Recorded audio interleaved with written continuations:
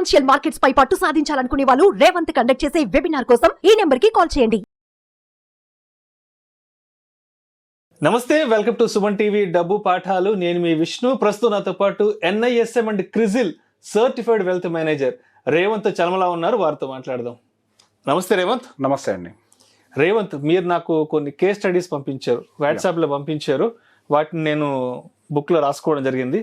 ఒకసారి first case study ఒకసారి తీసుకుంటాను. నేను ఇటీవలే ఉద్యోగంలో చేరాను. నా జీతం ₹1,00,000. ఓకే. ఇప్పుడు నా వయసు 25 సంవత్సరాలు. ఓ 5 ఏళ్ల పాటు నెలకు ₹20,000 చొప్పున పెట్టుబడి పెట్టాలన్న ఆలోచనలో ఉన్నాను. ఓకే.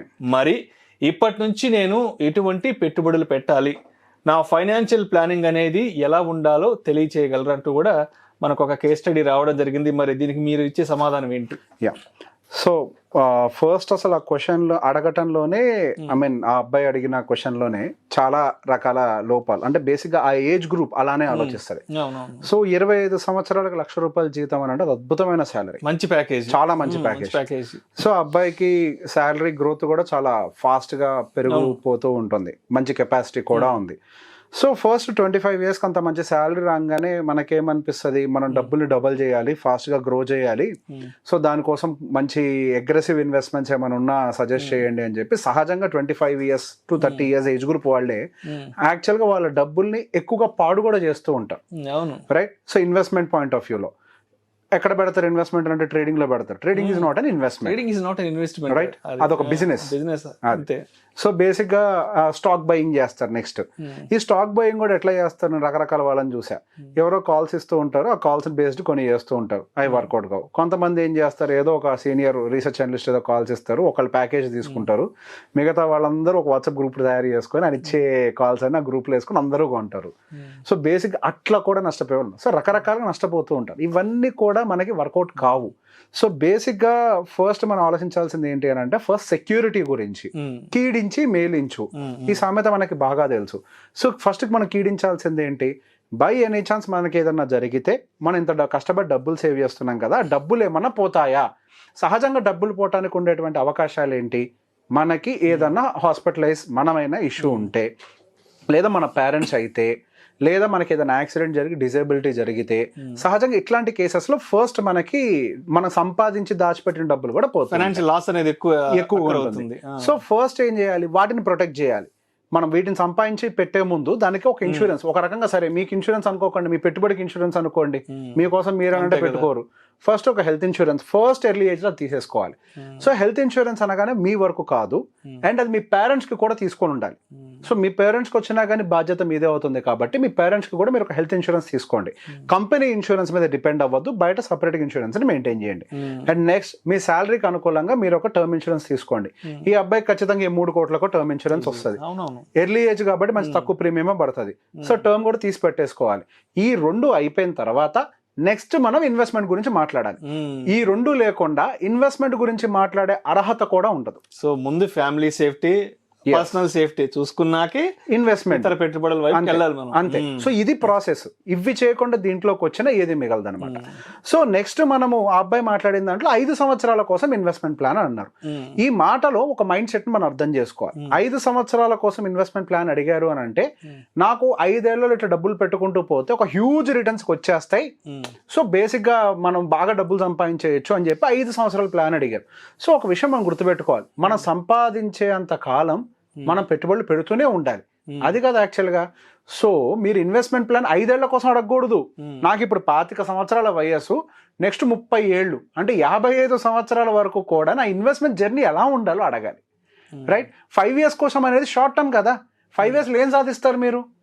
ఏమి చేయలేరు కదా. 5 years ఏమొస్తుంది మీకు?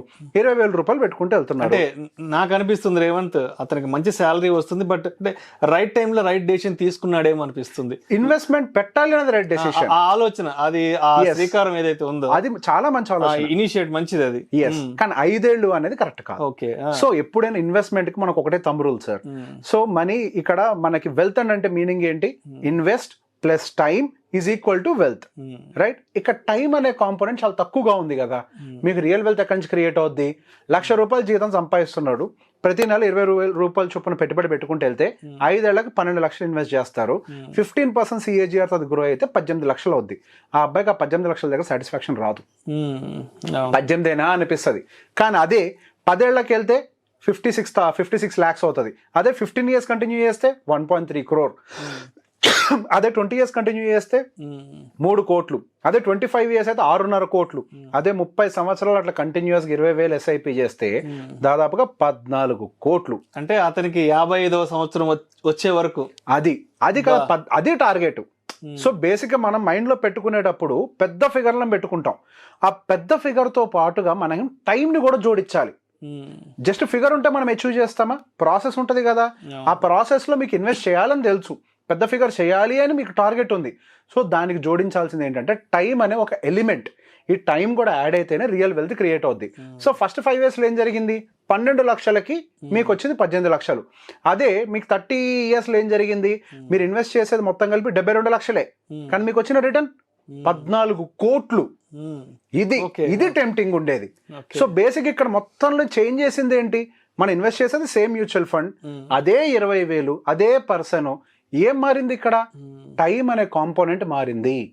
సో మనం ఎంత ఎక్కువ కాలం ఇన్వెస్టెడ్ గా ఉంటామో అంత రియల్ వెల్త్ అనేది క్రియేట్ అవుతూ ఉంటది. సో బేసిక్ గా మనం కల్టివేట్ చేయాల్సింది ఏంటంటే ఇప్పుడు యంగ్ జనరేషన్ లో కూడా మనీ అనేది అంటే వెల్త్ అనేది ఓవర్ నైట్ క్రియేట్ అవ్వదు. వెల్త్ అనేది ఎప్పుడైనా కానీ ఒక క్రమ పద్ధతిలో దానికి టైం జోడిస్తేనే ఒక వెల్త్ అనేది క్రియేట్ అవుతుంది. సో మనం ఇన్స్పిరేషనల్ స్టోరీస్ చదివేటప్పుడు సహజంగా అంబానీ అంత సంపాదించారు, కింద నుంచే వచ్చారు, సో మనకి ఎలాన్ మస్క్ బాగా సంపాదించారు, ఇవన్నీ వింటుంటాం. వారెన్ బఫెట్ సంపాదించారు, రాకేష్ జుంజునవాలా సంపాదించారు. వాళ్ళందరూ ఏమన్నా రాత్రికి అయ్యారా? వారెన్ బఫెట్ గారికి ఎప్పుడు రియల్ వెల్త్ వచ్చింది? 65వ సంవత్సరానికి. రాకేష్ జుంజునవాలా గారికి 40,000 కోట్లు 80,000 కోట్లు ఏమన్నా 20 ఏటకు వచ్చిందా? 30 ఏటకు వచ్చిందా? ఆయనకి అంతే 65 ఏటకి ఇప్పుడు బాగా వెల్త్ క్రియేట్ అయిందని చనిపోయే టైంకి ఆయన స్టాక్స్ వాల్యూ దాదాపుగా 25,000 కోట్లు ఇదంతా ఉన్నట్టుంది stock value somewhere around. So basic గా మనకి ఒక వెల్త్ క్రియేట్ అవ్వాలి అని అంటే దానికి టైం ఉండాలి. ఎప్పుడైతే మనం టైం అనే కాంపోనెంట్ ని డిలీట్ చేస్తామో, టార్గెట్ ఉంది, ఇన్వెస్ట్మెంట్ అమౌంట్ ఉంది, టైం అనే కాంపోనెంట్ మనం మర్చిపోయి డిలీట్ చేస్తామో తప్పుడు అడుగులు పడిపోతాయి. ఆ తప్పటి అడుగులే ఈ రోజు బెట్టింగ్ల వైపు దారితీస్తున్నాయి, ట్రేడింగ్ల వైపు దారితీస్తున్నాయి. ఈ రకరకాల స్కామ్ యాక్టివిటీస్ చేసే వాళ్ళ చేతుల్లోకి వెళ్ళి పడిపోతున్నారు, రైట్? సో మన మైండ్ లో ఎప్పుడైనా టైం అనే కాంపోనెంట్ ని సీడ్ లాగా నాటేయాలి. ఈ జనరేషన్ వాళ్ళందరూ గుర్తు పెట్టుకోవాలి, టైం లేకపోతే వెల్త్ లేదు. వెల్త్ అంటేనే టైం. మీరు పెట్టే ఇన్వెస్ట్మెంట్ నథింగ్. మీరు పెట్టేది 72 లక్షలే, కానీ యాక్చువల్ వెల్త్ అంతా క్రియేట్ చేసింది time. Time is working for you, not your money actually. So give time for your investment. Right. So ఈ పద్ధతిలో 30 సంవత్సరాలు కనుక ప్లాన్ చేసుకుంటే 14 కోట్లు అంటే జస్ట్ ఇమాజిన్ 10% రిటర్న్ వచ్చినా సంవత్సరానికి he will make 1.5 crore. ఎందుకంటే అతను 25 సంవత్సరాల వయసు అప్పటికే దాదాపు నెలకి ₹1,00,000 సంపాదిస్తున్నాడు అంటే నెక్స్ట్ 20-30 ఏళ్ళకి పెంచగలుగుతాడు SIPని. చాలా మంచి పొజిషన్ లో ఉంటాడు, ఫైనాన్షియల్ గా బాగా సెటిల్ అయిపోతాడు. డబ్బు ఆయనకి SIP కూడా పెంచుకునే కెపాసిటీ ఉంటుంది. ఈ 14 ఏంటి ఎవరికి తెలుసు, ఆయన 100 కోట్లకి వెళ్తాడేమో. జీతం కూడా చాలా పెరుగుతుంది అబ్బాయికి.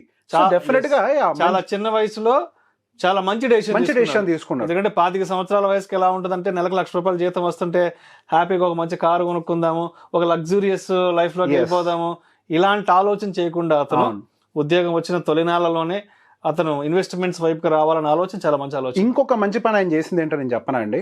ఆ అడ్వైస్ తీసుకోవడానికి ఆయన ఒక అడ్వైజర్ దగ్గరికి రావటం. సో బేసిక్ గా మనం ఆ వయస్సులో ఉన్న ఫ్రెండ్ దగ్గరికి వెళ్తే ఏం చెప్తాడు? బెట్టింగ్ లో పెడితే అమ్మా డబ్బులు ఇట్లా డబ్బులు అయితే అంటాడు.